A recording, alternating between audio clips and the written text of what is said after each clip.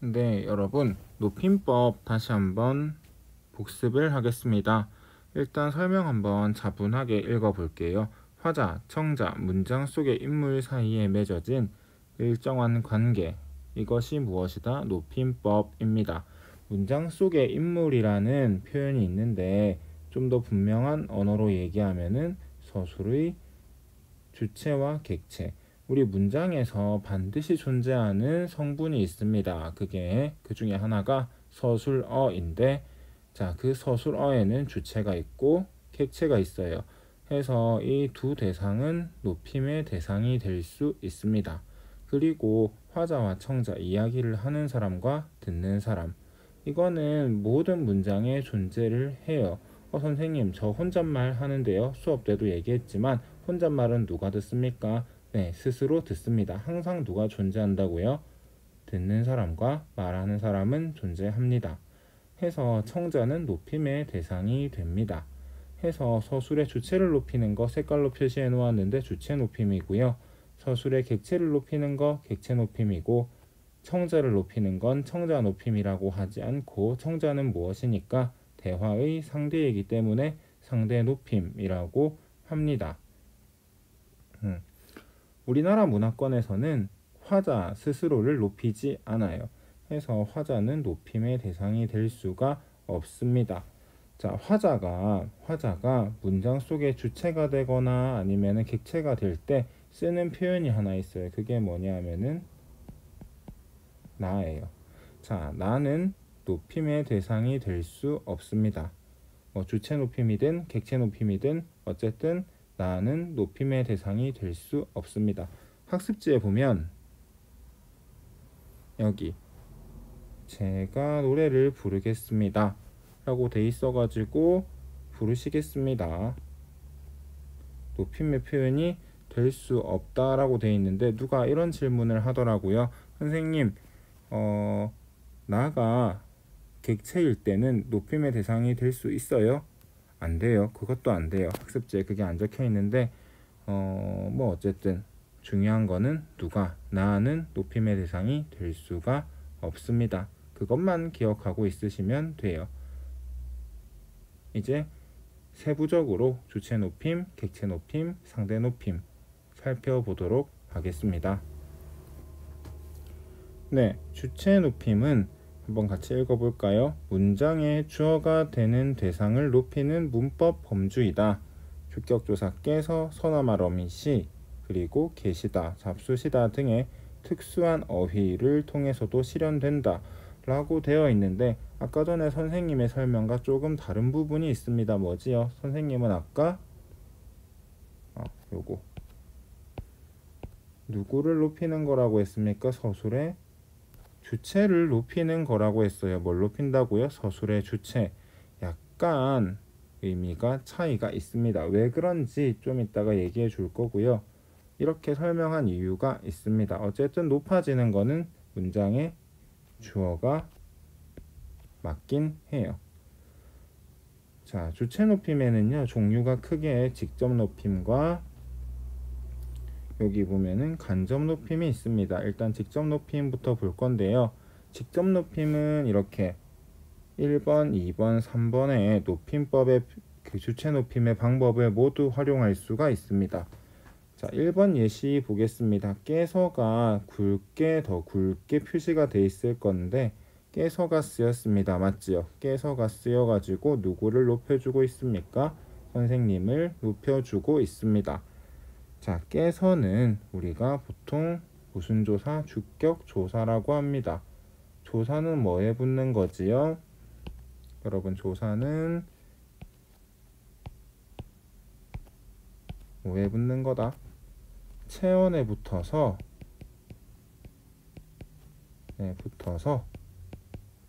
뭐 하는 거예요?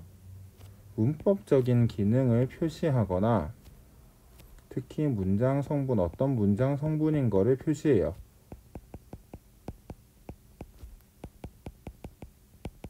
그 다음에 특정한 뜻을 더해주기도 해요. 지금 우리가 주로 보는 거는 요거 문장 성분인 것을 표시해주는 조사예요. 이런 아이들을 격조사라고 합니다. 자, 얘는 께서는요 결합되어 있는 체언이 무엇인 것을 주어인 것을 표시해 준다라고 해서 주격조사라고 합니다. 다른 주격조사에는 께서 외에 이나 가 그리고 에서가 있습니다. 학교에서 시험을 친다 이런 표현이 있을 거예요. 이나 가 에서와 달리 께서는 어떤 의미가 있다? 네, 높임의 의미가 있다라는 거, 높임의 의미를 표시해 준다라는 거 해서 지금 여기 보면 문장의 주어를 어떻게 해주고 있어요? 직접 높여주고 있습니다. 해서 얘를 무슨 높임이라고 한다? 직접 높임이라고 합니다. 직접 높임은 주어를 직접 높이는 거예요. 께서가 붙어가지고. 자, 이것도 마찬가지고 2번 예문도 마찬가지인데 지금 뭐가 보입니까? 전부 다 C에다가 쌤이 표시를 해놓은 게 보일 거예요. 자, 한번 우리가 다른 거 써보겠습니다. 갑, 니, 가 그리고 옵, 니, 다 그 다음에 조, 아, 하, 는, 군요 그리고 선생님입니다. 자, 지금 쓴 말들이 학습지에 나와 있는 말들이랑 눈에 보이는 차이점이 하나가 있습니다. 뭘까요? 이 시가 들어가고 안 들어가고, 시가 들어갔을 때는 어떤 의미가 있다? 높임의 의미가 들어가요. 시가 빠지면 높임의 의미가 빠져요. 그럼 여러분, 이 시는 어떤 의미를, 높임의 의미를 더해주는 무엇인가 라는 걸 확인할 수 있을 거고요. 오, 그쵸. 그 다음에 이 일단 5만 봅시다. 딴 거는 여러분들 지금 설명이 길어질 것 같아서 5는 보면은 옵니다, 오다, 오고 봐서 알겠지만은 간입니다. 그럼 시는 어간에 붙으니까 얘를 뭐라고 할까요? 미라고 하겠다. 맞지요? 어미 중에서 비읍니다 같은 경우는 끝에 오니까는 어말 어미라고 하고, 시 같은 거는 어말 어미 앞에 오니까 무슨 어미라고 한다 했어요? 선어말 어미라고 한다 했습니다. 맞지요? 그래서 시, 무슨 시? 선어말 어미 시는 어떤 의미가 있다는 겁니까?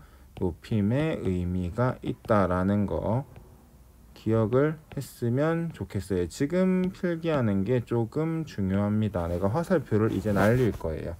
자, 누가 오는데, 누가 오는 거예요? 일단 선생님께서 오는 거다. 맞죠? 선생님이 오는 거예요. 자, 이 시가 붙어가지고 이 서술어는요, 오십니다라고 하는 이 문장의 서술어는요, 주어인 누구, 선생님을 직접 높여준다라고 확인할 수 있어요. 마찬가지 좋아하다라는 거는 누가 좋아하는 거예요? 이 문장의 주어인 선생님께서도 좋아하는 거다. 맞지요? 얘가 좋아하는 거잖아요. 자, 그 다음에 누가 선생님이십니까? 누가 선생님이에요? 저분이다. 맞죠? 중요한데요. 자, 지금 보면은 이 문장에서 주어들은 서술어가 주어를 직접 높여주고 있습니다. 서술어가 뭐이기 때문에 주어가 뭐이기 때문에 서술의 주체이기 때문에 그래요. 서술의 주체이기 때문에 그렇습니다. 알겠지요? 여러분들이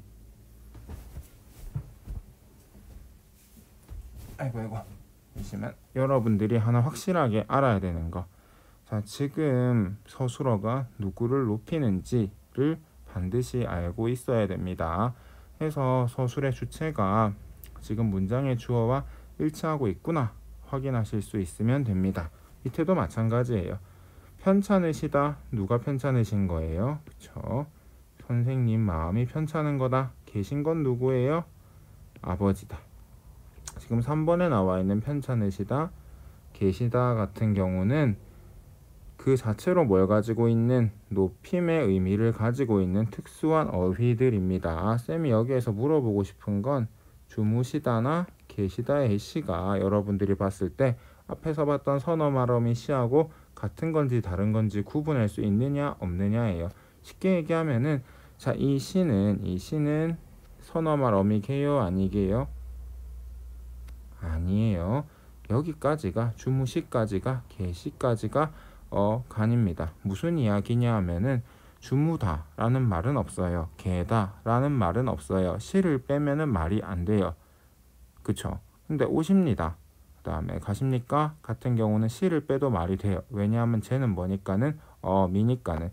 이때 시는 뭐의 일부다? 어간의 일부입니다. 주무시까지가 어간이에요. 계시까지가 어간이라는 거죠. 이때 시는 미가 아닙니다. 잊지 말아 주세요. 아까 봤던 건데 나는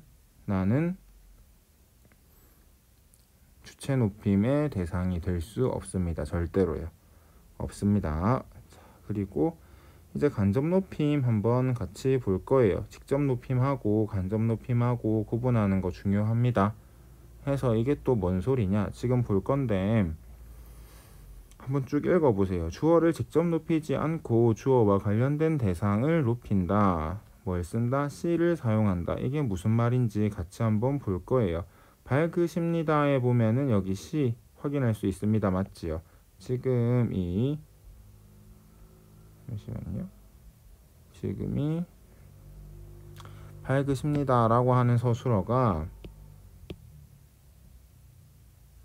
밝으십니다라고 하는 서술어가 뭔가를 지금 높이고 있는데 자, 밝은 거는 그분일까요? 귀일까요? 그쵸? 귀입니다. 그죠? 그래서 누가 높아져요? 그분이 높아져요. 밑에 것도 하나 볼까요? 자, 없는 거는 그분이에요? 시계예요? 시계가 없어요. 자, 많은 거는 작은아버지예요? 연세예요? 연세예요. 맞습니까? 그분이나 작은아버지는 밝으시고 없으시고 많으시고의 주체는 아니에요. 문장의 주어이긴 하지만 해서 이 서술어가 직접 작은아버지를 높이지는 않아요. 맞죠? 없으시다가 직접 그분을 높이지 않아요. 밝으십니다가 그분을 직접 높이지 않아요. 관련된 대상을 높여가지고 결국에는 주어를 높인다는 거. 직접 높이는 게 아니라 뭐라는 거? 간접 높임이라는 거. 여러분들 사실 구분할 때 주술 관계만 잘 파악해도 뭐 어려운 말 몰라도 그 확실하게 이해할 수 있습니다. 주체 높임의 직접, 간접 구분하는 연습을 꼭 해두었으면 합니다. 진심이에요. 제발요. 꼭. 해서 지금 이제 잠깐 볼 건데 요 문장은 그냥 있을 때 좀 이런 거 쓰지 말걸. 마찬가지 해서 요거 우리가 서술어 부분만 한번 볼게요. 계신다. 지금 높임의 주체 높임의 특수어휘가 쓰였고요. 계시는 건 누구예요? 선생님이다. 맞지요? 주체를 직접 높인다. 자, 그 다음에 있으시다. 있는 거는 돈이에요? 선생님이에요? 그쵸? 돈입니다. 문장의 주어가 아니네요. 그래서 간접 높임. 자, 그리고 편찮으시다. 그쵸? 애초에 얘는 특수어휘가 쓰였어요. 근데 편찮은 건 누구예요? 어르신이에요. 맞지요? 직접 높임이고요. 아프신 거는 어디예요? 아프신 거는 아픈 건 수술한 자리다. 맞지요? 그래서 어르신을 간접적으로 높여준다라는 거. 직접 높임과 간접 높임을 열심히 구분을 하시기 바랍니다. 요거 한 번 더 강조하겠습니다. 객체 높임으로 이어집니다. 네, 여러분 아까 서술의 객체를 높이는 걸 객체 높임이라고 했어요. 근데 객체라고 하는 표현이 사실 여러분들에게 그렇게 익숙하지는 않을 거예요. 해서 조금 더 분명하게 이야기를 하겠습니다. 객체는요 주로 문장의 목적어나 필수적이란 말은 몰라도 돼요. 부사어에 해당하는 말입니다. 이건 또 무슨 말이에요? 뒤에 주로 을이나 르이 붙는 말, 아니면은 에게, 한테, 그리고 높임 표현에서는 얘가 깨가 되거든요. 이런 말들이 붙어 있는 게 부사어입니다. 여러분들이 이거 피동할 때도 많이 헷갈려 하던데, 국어에서는 에게나 한테가 전부 다 부사어예요. 뭐랑 다르냐면은 영어 사형식 동사에 나오는 간접 목적어하고는 다릅니다. 알겠지요? 영어에서는 얘를 목적어로 취급하는지 모르겠는데 국어에서는 얘가 부사어예요. 제발 헷갈리지 마세요. 얘는 뭐라고요? 부사어라고요. 잊지 마세요. 자, 하여튼 높임의 방법은 깨를 쓰는 것과 특수어휘를 쓰는 두 가지 방법이 있습니다. 이거는 요새 잘 안 나와요. 자, 해서 일단은 볼 건데요. 여기 보면은 한테, 그 다음에 깨, 물어, 였죠. 아니다, 이게 아니구나. 을 똑같네요.